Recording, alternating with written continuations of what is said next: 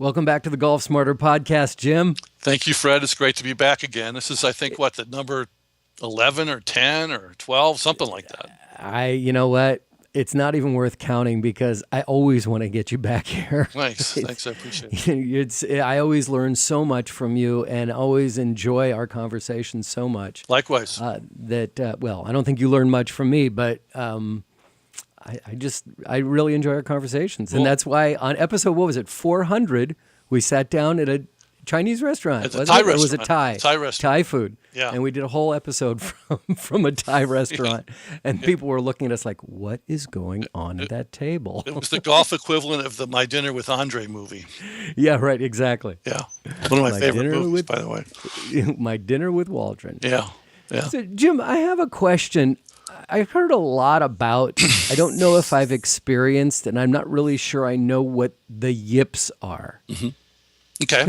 Can we, like on a broad spectrum and then kind of narrow it down and define what it is and then figure out how to get rid of them if we even remotely think we have it? Sure, yeah. Well, it's one of my specialties as an instructor, and in fact, I'm attempting to carve out more of a niche than I already have had for the last 25 years of teaching, including working with people with the yips. But I'm getting a lot more recognition, a lot more people coming from around the country to Portland to work with me who have the yips. And I have a very different take on it, I think, than most other well-known instructors who deal with the yips. And a really, I think, a proven effective way of curing them. But basically, my definition of the yips is based on an earlier premise, which is, for want of a better term, the mind-body connection approach to golf. And what that means is that a golf stroke or a golf swing of any kind always has a mental element, an emotional element, and of course the obvious, it also has a physical element. So there's three legs. I call it the three-legged stool to my approach to the yips. Now, what a yip is physically it manifests as, typically, there's more than one way to do this, but the most common way that people yip or flinch is sort of synonymous with yip, is some muscle fires or tightens up that shouldn't be firing or tightening up. And it could also be the opposite. Like, for example, one of my tendencies to flinch is something I've done off and on for my whole career as a golfer. I'm just now starting to realize how toxic it's been to my game. I'm really working on fixing it. I lose pressure in my right hand. So that's a case where I set out with the proper amount of grip pressure in my right hand, and somewhere around the beginning or middle of my transition, I lose pressure. Sometimes my hand comes off right after impact. You'll see pros sometimes finish like that with only their left hand on the club. That's one of the types of yips that I have. Wow.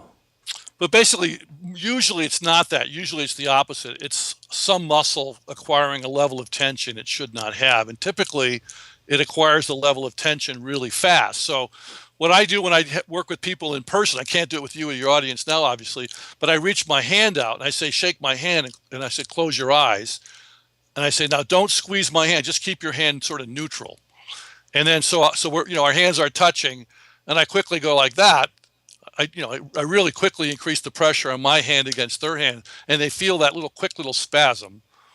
And that's what a flinch is in the simplest way of describing it. Now, on the spectrum, a flinch is a mild intensity yip, and a yip is a high intensity flinch. So a true yip is somewhere beyond the 50, on a 1 to 10 scale, it's somewhere 5.1 to 10 on the spectrum, and a flinch is somewhere between 5.0 and 1. And now when you define it like that, which I think is an important way to define it, then pretty much everybody in golf who is around somewhere between a 0 and a 5 handicap or worse is flinching to some degree on most, or even in the case of a very high handicap, all of their golf shots. And, and I think we all kind of know that intuitively in a very common sense way, because we all know that when we watch our playing partners, particularly if you're a mid to high handicap amateur, and you'll even say sometimes, you'll say to your friend, Bob, Bob, your practice swing looks so much better than your ball swing. And it's not that it's a perfect practice. There's probably still things wrong in the practice swing that the untrained eye may not see. But what the untrained eye is seeing is a lack of a noticeable flinch. In other words, the rhythm is better, the tempo's smoother, the balance. They follow through all the way. Yeah, they follow through because, by the way, deceleration of your pivot's a very common form of a yip. Okay. So you're starting to realize the practice swing looks more athletic. It looks more natural, more dynamic, more free. And then the ball, you put the ball there, and all of a sudden the tension comes in. And even setting up with too much tension, the wrong body parts, that's a form of a flinch. And so that ball swing looks herky-jerky.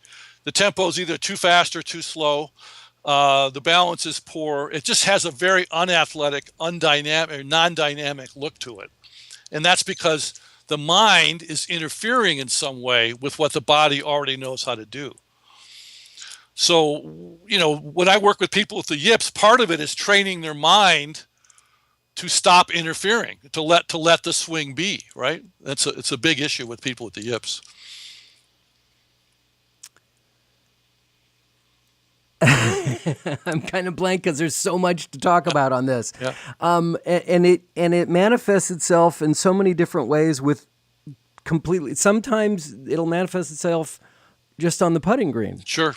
Although that's actually the least common place people have it by a really. Yeah, I'll tell you what they are. In order of frequency, most common by far are full swing yips, but it's almost never talked about. And the reason why it's not talked about in traditional golf teaching circles is because in traditional golf teaching circles, by definition, those guys and gals are not using a truly mind-body connection approach. They're using a purely mechanistic 19th century scientific worldview or paradigm in terms of how they go about teaching. So in other words, they look at the body as a machine. Oh, you came off plane here, or your elbow didn't rotate enough. So whenever you're diagnosing using traditional teaching paradigms a mishit golf shot, the default premise, the underlying assumption is you did something wrong mechanically. And that's simply not true. I mean, that's a very limited worldview. It doesn't describe what's really going on in an actual human golfer. Wow. Because the emotions can affect your mechanics for the better or for the worse, and how you use your mind can also affect your mechanics for the better or for the worse. Yeah, I've noticed that when the difference between a practice swing and your actual golf swing is tension. Correct. That's right. Whether it's in the shoulders, in the neck, in the back, and the whole body, just all of a sudden, nice, free, easy practice swing, and then you step up to the ball and everything is like, then the pressure is on. Yes. Right? Yeah. Then all of a sudden, now it counts. That's right. Even different than being on the range. Yes, very different. And that's why I think the mental game is so important. I mean, and I'm not saying mechanics aren't important. Obviously they are. I spend the bulk of my time as a teacher teaching people mechanics, but I never teach mechanics in a vacuum as if the person who's doing the mechanics doesn't also have emotions that influence how the body moves and doesn't also have a conscious mind awareness, which can also have a profound impact on how the body moves, right? So the trick is, as a golfer, is to get your emotions aligned with your body motion, your mechanics, and get that aligned with your mind. And when all three are kind of on the same page, on the same sort of unified intention, and working to the best of their ability, so good mechanics, good mental focus, and a positive or minimum neutral emotional state, then you freed yourself up for the part of your brain that actually controls your body with precision, which is not conscious, which is not a thinking mind, not intellectual, but by definition is unconscious. It frees up your unconscious to do the mechanics that you have actually learned to the level of dominant habit better, right? Yeah. So it's always all three. And when I have people come to see me with the yips, and typically I have them for a minimum of a full day private custom school. So we're together for 8 hours. Because usually with someone with a moderate to severe case of the yips, that's the minimum I'll work with somebody on. Because it usually takes the whole day. Not always, but often it takes the whole day. But during that 8 hours, we might spend 4 hours working on the mental focus part, and 2 hours working on the emotional part. and another 2 hours, the last 2 hours working on the mechanics. And the cool thing about it is they reinforce each other. When you have typically people who get the yips to start with get the yips because their mechanics are so poor that they're mishitting a lot of their shots. And there's a point, it always happens on one day, and everybody who's got a moderate to severe case of the yips will tell you this. I got the yips on February 4th, 1987, something at 1 o'clock p.m. at the Olympic Club, for example, whatever, right? They know what had happened because the tipping point is reached where there's the memory of hitting so many bad shots. Mm-hmm. So let's say it's chipping, right? By the way, chipping is the second most common form of the yips right after full swing. That guy's hit so many bad chips in the last, say, 5 years because the mechanics were so poor. Even if you maintain sort of a reasonable level of confidence, in spite of the fact of his good mechanics, at some point the confidence starts to get radically affected, and the confidence starts to literally go away within a swing or two or a stroke or two. And that's when the yips really manifest. So when you have bad mechanics with confidence, you can still get your way around the golf course okay. But if you have bad mechanics with no confidence, that almost inevitably will lead to the yips. Now, once you yip several shots in a row, not only do you not have any confidence, you have something even worse, which is a phobic reaction or a fear-based or anxiety-inducing reaction to this type of a shot that you just yipped 5 times in a row. Let's say it's a chip. So you're playing the 18th hole. You've had 5 previous chips that day, and you yipped every one of them, right? Even if they were just small intensity, it's more like flinches, but still bad chip shots. But the second was worse than the first, and the third is worse than the second. It just keeps progressively getting worse.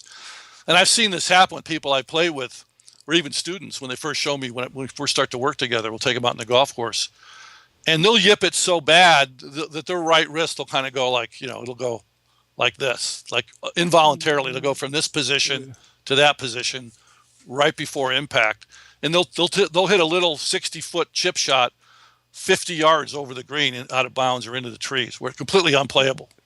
And you're talking, for those listening, it was just a flip of the wrist? The most common type of flinch in all parts of the game, long game, short game, putting, is this motion, where your right wrist, the muscles surrounding your right wrist joint quickly fire, and there's a massive and violent jerky flinch or flip.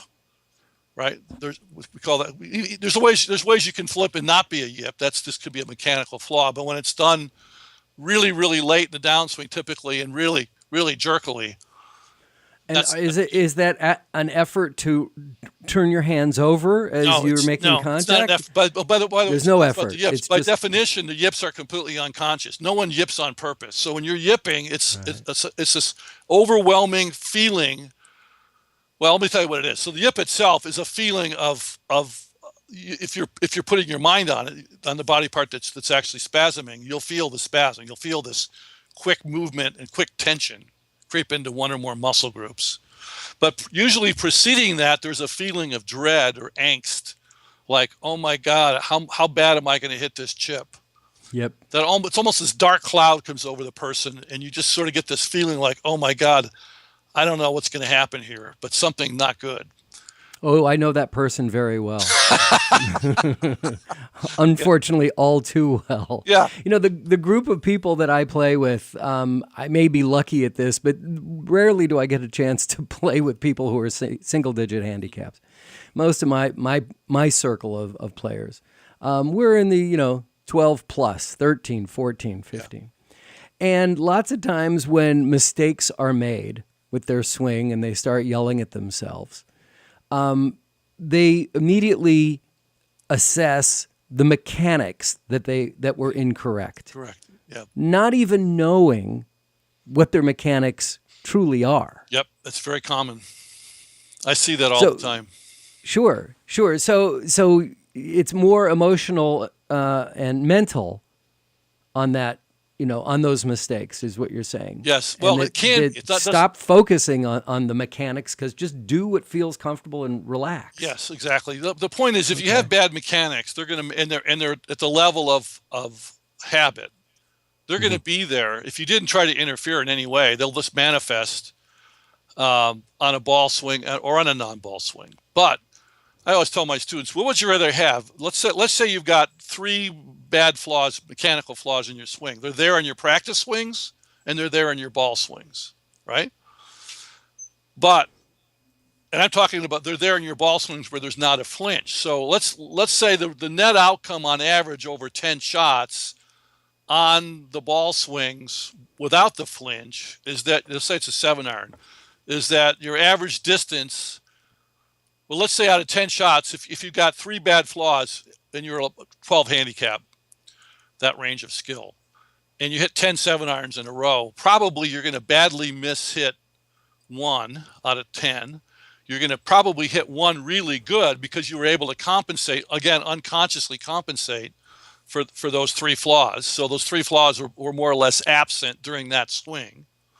There's a huge amount of luck in the fact that you guessed right, subconsciously guessed right how to compensate for those 3 flaws, meaning you guessed right outside conscious awareness. Therefore, you have no control over it. So in a sense, that's a lucky shot, that good shot, that 1 out of 10.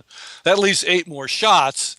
And let's say of the 8 more shots, the 3 flaws manifested to varying degrees.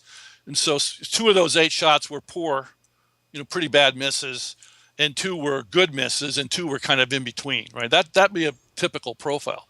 But I asked people, what do you think your shot profile out of 10 would be if you had 1 moderate to severe flinch happening on those ball swings? And they would be way, way, way worse.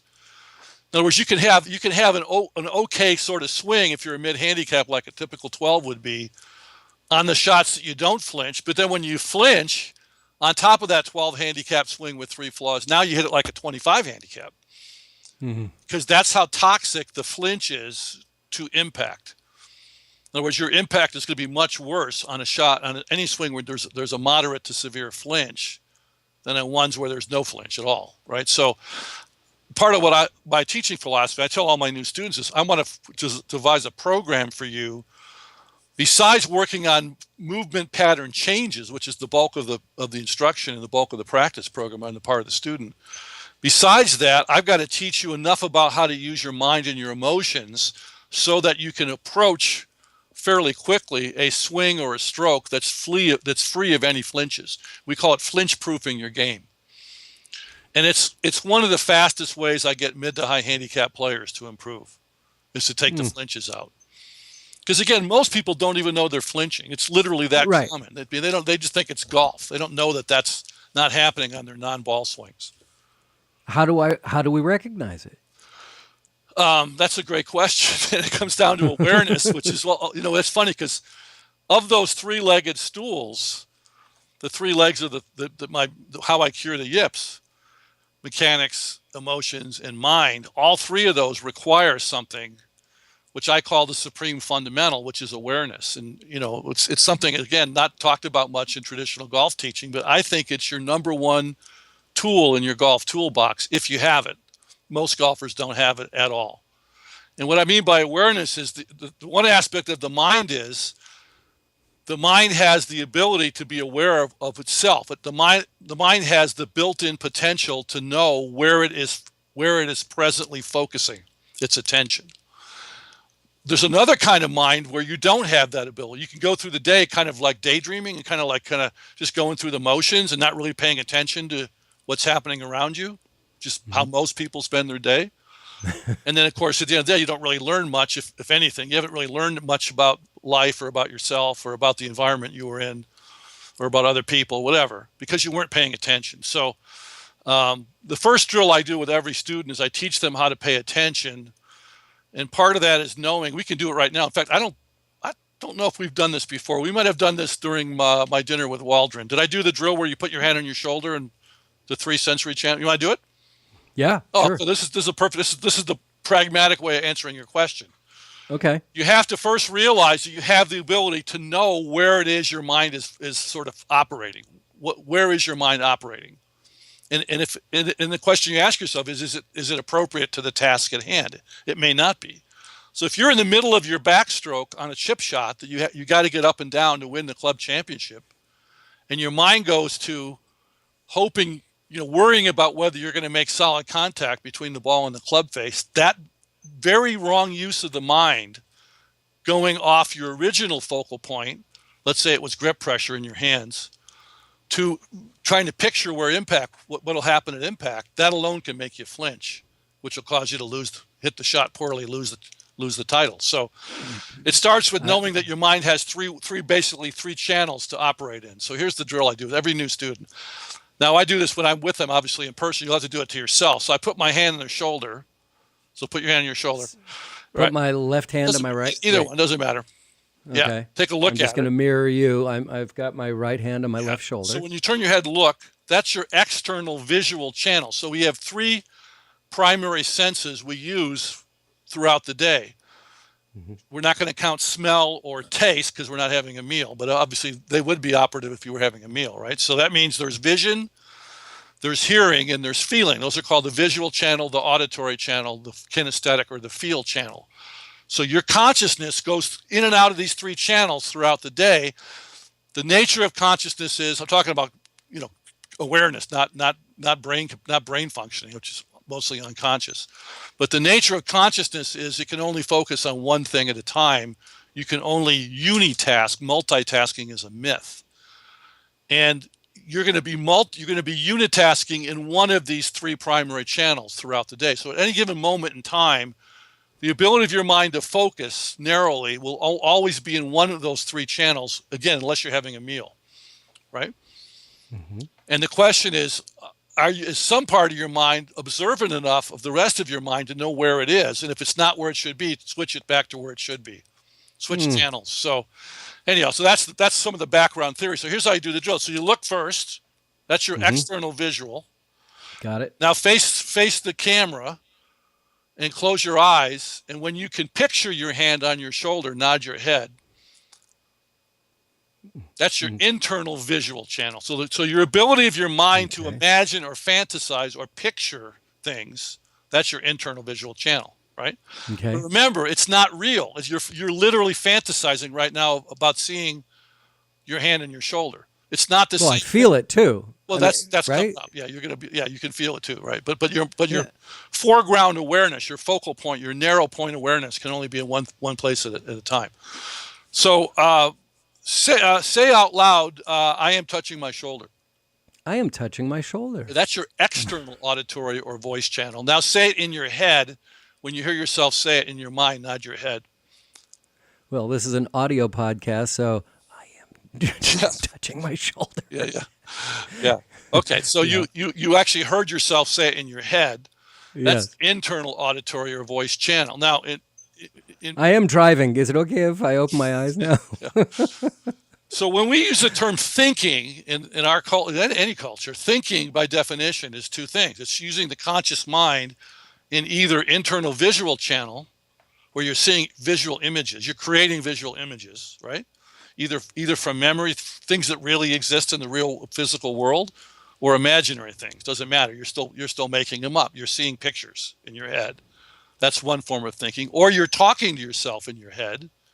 So you're using language, or you could hear music. That's another form of it. Okay. So we're creating this auditory environment where we hear music or we hear our own voice comment on things typically. Or in terms of how it works with golf, people do what I call talking to body parts, which doesn't work for a lot of reasons. All right, the next one is go back to the hand on the shoulder, close your eyes, and then squeeze your shoulder about 5 times. And when you can feel the sensation of the pressure without seeing a picture and without talking about it at all, then nod your head. And that's your kinesthetic awareness or your feel channel, right? So again, the way consciousness works is, by the way, there's 2 aspects to it. There's a foreground awareness. I always use vision as the best analogy. So in vision, there's something called foveal, F-O-V-E-A-L vision, or focal point, or narrow vision, right? So when you're looking down, typically people look down at the ball becomes the object in their foveal vision, right? But there's also peripheral vision around the ball that's about 18 to 24 inches or so, maybe more. Depends how wide your peripheral vision is. Where the grass looks kind of fuzzy because you're not clearly focusing on the grass. It just looks like a fuzzy green background. So that's a great analogy for how your mind works. You can focus your mind in the foreground on something that you want to focus on, but still be aware of stuff happening in the background.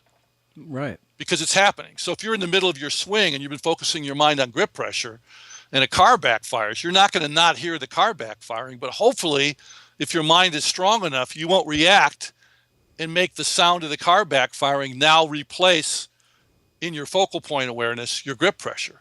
If your mind is strong, your mind will stay in grip pressure as your focal point. Even though you hear it in the background, it's so not an issue. You don't even react to it, right? Yeah, and in situations like that's happened to me. I'll generally get off a good shot, and someone will be like, "Wow, you weren't distracted by X, Y, or Z?" And I'm like, "It was there." No, and I guess it helped me to stay focused on what I was doing, and instead of distracting me. Right. But then you watch the tour, and you see guys who are starting their downswing, and they can stop.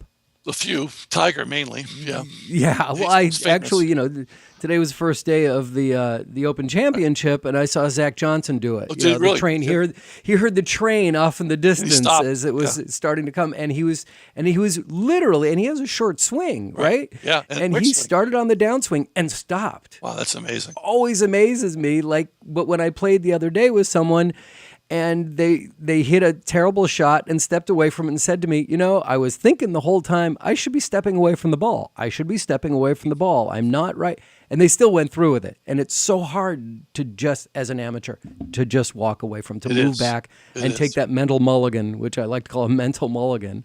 Right? Yeah. Because it doesn't count on your scorecard and it's allowed. That's right. But step away and do it again. That's exactly right. Yeah. Anyhow, that's a little bit about how that works. So the trick is what I call it, gets back, this segues into another part of my teaching, which relates to the yips, but it works for everybody, all golfers, even not people without the yips, which is the ability to know where to focus your mind and where not to. We've talked about this in other podcasts. We have this sort of forbidden list, and then we have a list of positive focal points that have won professional events and amateur events. And there's not that many of them. There's several, but there's a sort of a universality to it. So, for example, the number one thing to never focus your mind on, number one on the forbidden list, is the ball. In other words, no one's in the history of golf has ever had the yips without a ball. I get people who have literally Charles Barkley level yips where they put a ball there and they're like frozen and they'll shake. Yeah. Right? With a ball, no ball. I'll say, John, take a practice swing. Perfect. Total flow, no stopping, no tension. Introduce the ball, total change. So the ball. What if you introduced a bar of soap? I mean, just something else to hit. If you just put something else there, even a foam rubber ball. That's what we do. That's one of our. Really? Yeah, that's what. Well, I'll tell you, the best one is that works even better is to have a ball be there when they don't know there's a ball there. And there's two ways you can do that. I mean, folks at home can try this. I know it sounds funny. It sounds pretty zen, right? Yeah, well, come on, Jim. We've been at this for years. Come on. No, what it is I'll just give you an example. I just did this a couple of weeks ago when a guy came to see me with the full swing yips. So we were making progress. We tried the usual stuff. We went through a kind of an early sort of grammar school level yip stuff. He was making progress, but he was still yipping maybe 1 out of every 3 shots. So I said, well, we talked about the ball should be a non-issue. So thinking about the ball during the swing would be like if you were a rifleman thinking about the bullet in the chamber, or an archer thinking about the arrow, or someone throwing a dart thinking about the moment that they release the dart from their fingers. I mean, it's really a non-issue because you make impact with the ball in the middle of a forward swing that takes place in about 3/4 of a second or a little less than 3/4 of a second from top of backswing to finish. So the forward swing is from the top of backswing where you start down to the finish. And almost in the middle of that not violent, but a dynamic, athletic, fast motion, impact happens between the club face and the ball. And the amount of time the ball actually stays on the face is about 1/2 of 1,000th of a second. So, and by the way, the amount of time it takes to go from top of backswing to impact is about 1/4 of a second, maybe 3/8 of a second in there.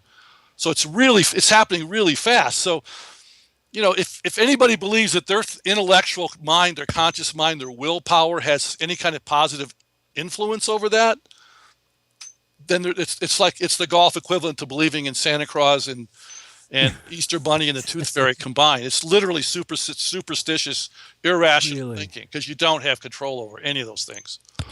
When your body's moving that fast at short intervals of time, it's the swing's going to be what it's going to be. You don't have any control over it, right? Right. So if the swing's going to be what it's going to be, why do we go to take lessons from someone who tries to change our swing? Because you can train. If you go to the right instructor, that instructor will convince you, and eventually convince your subconscious, that the change has to take place at the subconscious mind level. The change doesn't take place. The change starts at the conscious mind level as theory. Sure. But not physical execution. Now, if we were all going to sit around at a cocktail party and our only engagement with a game of golf would be to talk swing theory, then that would be fine. But the problem is we're golfers. We're trying to go out and play a sport that by its very, very definition, it's a sport. It's mostly about how your body moves, not about what you think in your head in terms of theory, right? So, when you take quality instruction, you're trying to take that theory that the teacher gave you, and through doing the drills and the exercises, you're trying to make that new piece of mechanics an unconscious mind-generated habit. So that then when you go play, it'll happen automatically. You won't have to think about it, right? So let's see. You said the full swing was the most prevalent. Yep, by a mile. Second was chipping. Chipping's very close. Chipping's pretty close to that, but yeah. Yeah, well, that's where I think I have my biggest issues. Like, I will be chipping around the green, and I'll have really comfortable, relaxed practice swings, knowing exactly what I need to do, and then hit 3-4 inches behind the ball. Yeah, that's right. I mean, and just top it, and the ball just scoots across the green or whatever. And that's when I get angry. I mean, I really have worked for years, of doing the podcast, and I've learned so much. I really worked on my mental game, but when I lose it is when I mess up on the chipping around the green. It's really common. I would guess about half of my students who come to see me who have the yips have the chips and or the pitch yips. And I'll include bunker shots in there too. So those three things are closely related. They are different skills. Sure, the bunker shot, you just get terrified once you find that the ball, even from the tee box, once you know that the ball's in the bunker, all of a sudden the terror starts for everybody, and it's really sad. Pitching is actually number 3 on the list, and then bunker shots is number 4. At the bottom of the list is putting. And that number 5, or is there more in between? Some people call driver yips a separate thing, although that's within the first full category. swing. Yeah, but it tends to be much worse with the driver than any other club in the bag if you have full swing yips. Well, it's so crazy. I commented in my round the other day is that I probably have more confidence in my driver than any other club in my bag right now. I just feel good that I'm going to get the ball in the fairway. But then give me some, mid to long irons, and I'm like, oh my, I completely freak out. Well, I'll tell you about this chip. I had a guy who had the worst case of the chip yips in 25 years of working with people with the yips. Came to see me on April 30th this year, the day I got back from Hawaii into Portland. And he had him for, I think, 12 years. Oh. And at one point he was, I think, a 0. And he continued to play golf? Well, he was a 0 or around a 0+1 handicap when he got the yips, and it just slowly deteriorated. And he still played golf? Yeah. I mean, you'd think at that point someone would go, you know what? I can't do this anymore. I'm done. Yeah. And, he got to around a 6 or 7, stayed there for several years, sort of managed it with improvements in the other parts of his game, and started going up to a 12.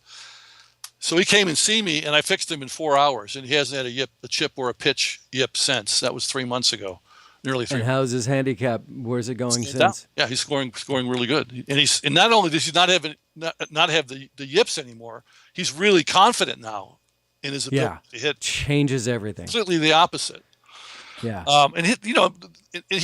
He's one of the best I've ever worked with in terms of, we generally get really positive results with pretty much everybody, but that guy was exceptional. And one reason he was exceptional, he had a background in, what would you call it, humanistic psychology or Zen or Eastern philosophy. He sort of, when I gave him the presentation, which takes 90 minutes at the start of the day, we just talk before we actually put a golf club in our hands. Because I have to give him the psychological model. He totally got it, and he bought into it right away. It made sense to him, including this exercise we just did, the 3 channels exercise. Mm-hmm. And then when we did go out to the range, he didn't hit a ball for an hour. I just had him. What I actually did with him is his chipping mechanics and his chipping setup were so off the charts terrible. You would never think this guy could have ever gotten down to a 0 handicap with this poor chipping mechanics, but he did because he was such a good athlete, right? He was able to compensate. As he got older, he wasn't able to compensate as much, and so the poor setup and the poor mechanics started causing some bad chips, just like I mentioned earlier, which spiraled over time out of control to where he actually got the full-blown yips. And he had gone to hypnotists and psychotherapists and other golf teachers. He had absolutely no relief and was thinking about quitting. In fact, the day I worked with him, he told me he went on the short game green, and he had 10 balls. And he only hit, and from 5 feet off the green, he only landed 1 out of 10 balls on the green. He said, I think he said 1 or 2 he completely whiffed, didn't even hit the ball, and he hit 2 or 3, like 3 or 4 inches behind, just totally fat. And the others he sort of sculled over the green. Wow. And he only ended up with 1 out of 10 actually landing somewhere on the green. But at the end of the day, he was chipping it all around the hole. It was pretty amazing to see the change. And, one of the things I told him was, you got to realize when you have the yips, especially severe yips like he had, it feels to the person as the yips like they're possessed by a demon, like they need an exorcism. And I always have that as my joke. I always say to people, I'm pretty sure this is going to work by 6 o'clock by the end of the day. But if it doesn't, I have Father Karras from The Exorcist on speed dial. You can always get a Catholic exorcism if this doesn't work, because that's literally what it feels like when you have a bad case of the yips, and especially if it's your wrist flipping like that. I mean, it's just like it sort of reminds me of I might be dating myself, but in what am I thinking of? Dr. Strangelove. Peter Sellers was the Edward Teller character, where he wanted to do the Sig Heil thing, and he kept trying to bring his arm down like that. Remember? It's sort of like that. It's literally just body parts doing something that is terrible to your golf shot, and you can't stop it. So there's a feeling of loss of control. And the first thing I told him this, I told all my students, is you got to realize the part of your brain that's which is subconscious, not conscious, obviously, that's causing your body to spasm like that doesn't know that it creates a terrible golf shot. In fact, it has a positive intention behind the behavior of spasming or flipping in this case. It actually thinks it's helping you hit the ball better when you yip. And that's why with traditional approaches, it's pretty difficult to make much progress, because traditional approaches are either denying the existence of the unconscious mind, or you're denying its importance, its influence on the shot. And my whole approach is all shots of golf, it's about your subconscious controlling your body. And in the case of someone with the yips, trying to get him to not yip, we got to convince the subconscious mind that what it's doing with the body is not helping, it's actually hurting. And then it changes behavior. And there's a form of psychotherapy you might have heard about called NLP, or neuro-linguistic programming, neuro-linguistic pattern. Yeah, you've talked about that multiple times. There's actually a technique for this called 6-step reframing, which I've used in my own swing 20 years ago after I got trained in it here in Oregon. I got certified in NLP, and I made some really radical, fast swing changes using what's called 6-step reframing. And I used some of the 6-step reframing techniques with my Yip students, which I did with this guy. So you got to convince the subconscious, hey, I know you think this is helping, it's actually making things worse, because your subconscious mind, to the extent it has, what would you call it, intentionality, it has it's on your side. It's like your best ally. It has your best interests at heart. In an NLP, that's called having a positive intention. And so if you want to change the behavior that by definition is involuntary, that the root cause of the behavior is involuntary, part of doing that in the early stages is to reframe it so that you change the orientation or the belief at the subconscious mind level about the behavior. Right? And that's a big part of it too. But in his case, it was a little different. Not that it didn't help. That did we just mentioned did help. But when we got down to actually go out in the range, I did something I almost never do, which I started with the mechanics, because the mechanics were so poor, and I knew he was still a pretty decent player, so I knew he was above average sort of golfing ability. I said, let's just take a couple hours. Let's just work on because your chipping setup's way off. Let's work on your setup and your stroke mechanics. So we did that for about an hour, maybe 90 minutes before he ever hit a ball. And as soon as we introduced the ball, he didn't yip anymore. Just working on that, along with having that sort of reorientation psychologically, basically caused the yips to go away. Now he had I think in the next 2 hours after that, I think he had 3 or 4 very mild flinches, and that was it for the whole day. He hit like, I don't know, well over 1,000 shots that day, and he only had 3 minor flinches. And he's had a few minor ones since then, but no more major, no more high intensity yips at all. So as the amateur golfer that I hope to be speaking for, since we're all struggling here, is it possible to identify that you have an issue like this, and then can you fix it on your own? Maybe. Well, it's easy to identify, I think. I mean, everybody's got smartphones today, so you can videotape your swing.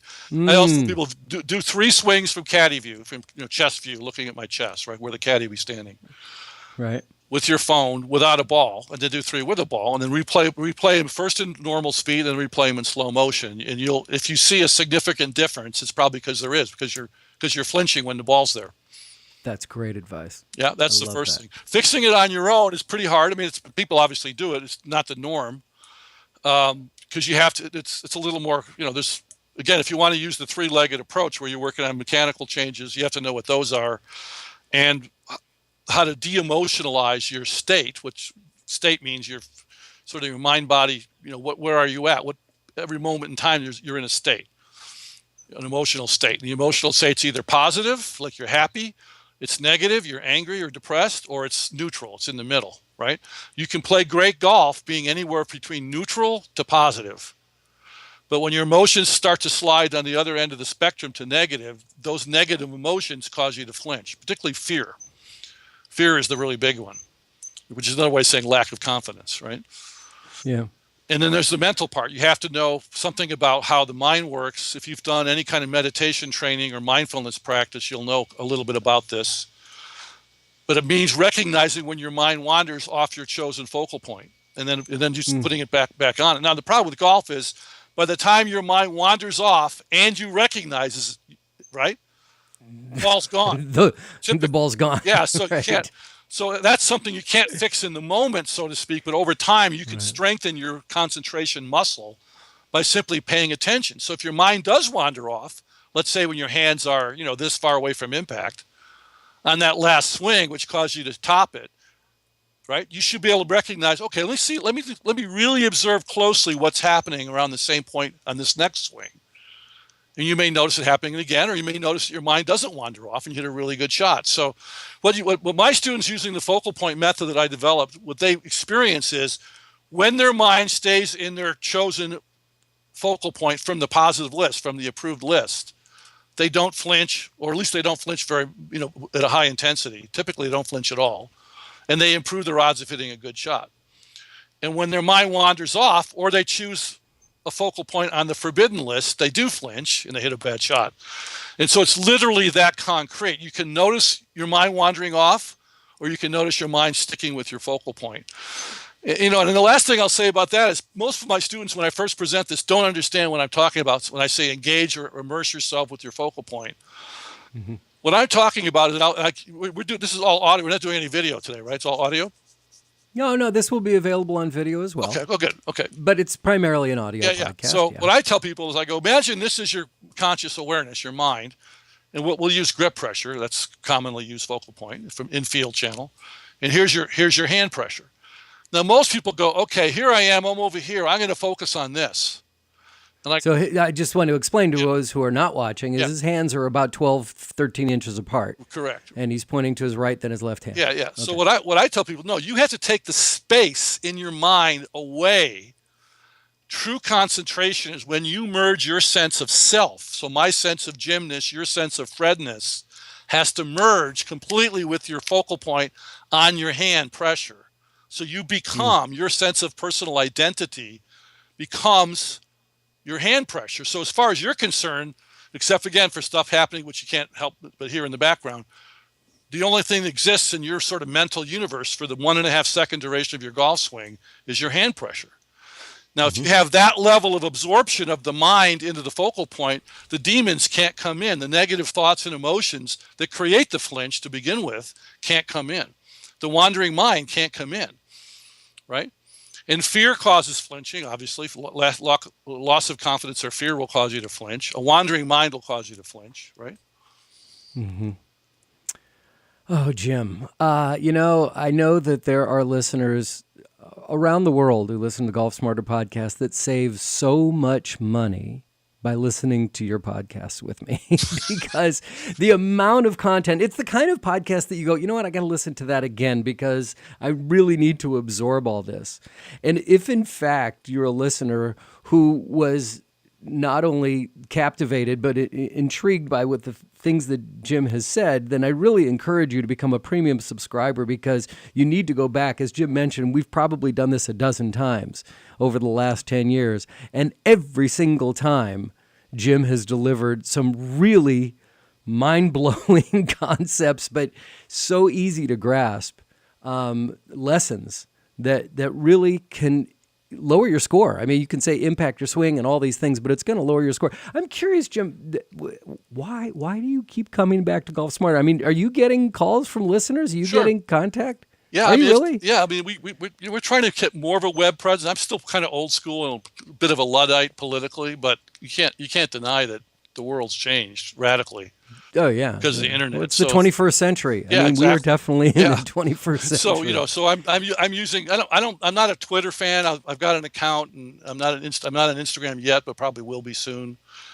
I have a Facebook page, but I'm not a huge fan of social media, but I like doing this kind of stuff with you because it seems more real to me. It's in the moment, more immediate. Oh, yeah. Thank you.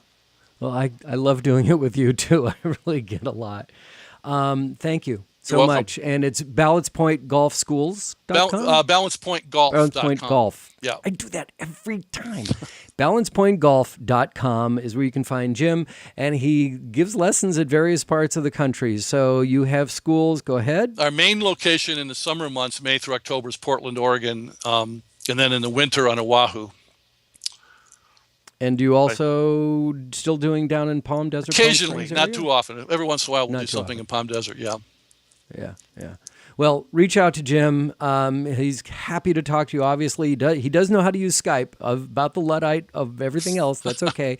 He can do Skype, and he can get video. If you want to send him video of your swing, I mean, he'll work with you. Yeah, I do a lot of. That's in fact we should do a whole podcast on that. I mean, that's in fact, I was going to ask you about this. I was thinking about you at the time I did this. A month ago, I did my first remote lesson via webcam with a student actually on his home course driving range hitting balls with his camera propped up on the background, me watching, and us having a conversation after each ball flight. I said, okay, adjust your foot this way or turn your shoulders here. It was at a private course near San Rafael in Marin. You probably Wait a minute. Probably know the course. Marin Country Club? He didn't tell me the name of it, but he says it's a private club in Marin. Okay, well, there's two. There's Marin Country Club and there's the Meadow Club. Okay, I don't. And was he hitting off of? Oh man, Marin Country Club is right here on the left of me. That's why I thought house. of you at the time you told me that. Oh, that's so interesting. So I'm not going to ask his name while we're recording. Done that, and the reason why I think it's the first time is I think only now are the Wi-Fi signals from the clubhouse strong enough to reach the range. Well, it doesn't have. I mean, if you have a strong phone signal, you can pull it off too. That's true, yeah. So it's just to become more common. So it's not quite as good as in person because I can't put my hands on your body and kind of mold you. But other than that, but did you like it? Did it work for you? Oh, unbelievable! It worked for him. I mean, he got amazing improvements by the end of the hour. He was as happy as a clam. Awesome. Yeah, and for me, it means I don't have to travel. I can stay home here up in the mountains where I like to be in northeastern Oregon, or I could be on the beach in Hawaii, and in the last week, I've done remote lessons with people from Scotland, Australia, New Zealand, and then several other cities around the country. Wow. So it's kind of becoming almost the future of golf instruction. It's pretty exciting because it's real time. And to me, it's not where I send you an email after the fact. Yeah. Like we're discussing. Yeah. No, you can give immediate feedback. It's perfect. Yeah. That's right. And so do you adjust your rates or is it still the same rate when you're? It's about 30% cheaper. Yeah, sure, because you're sitting in your office. Yeah, I have less overhead. I don't have to pay the golf course their fee and don't have the travel expenses. So, well, there you go. Yeah, balancepointgolf.com. Jim Waldron, Waldron. Look him up. Tell him about that you heard it on Golf Smarter, so he knows that it's worth coming back to the show. I just like hanging out with you. That's the fun of it. Thank you. I appreciate that because I really enjoy your time too. Thanks so much, Jim. It's great to talk to you. We've, this was just a small taste of things that we have to talk about. I had 4 topics to discuss on my list before we started talking, and we covered your one topic. So there's a lot more to discuss in the future. We'll do a couple of months down the road. We'll do another one on those 4 topics. Yeah. Thanks. All right. Thanks, man.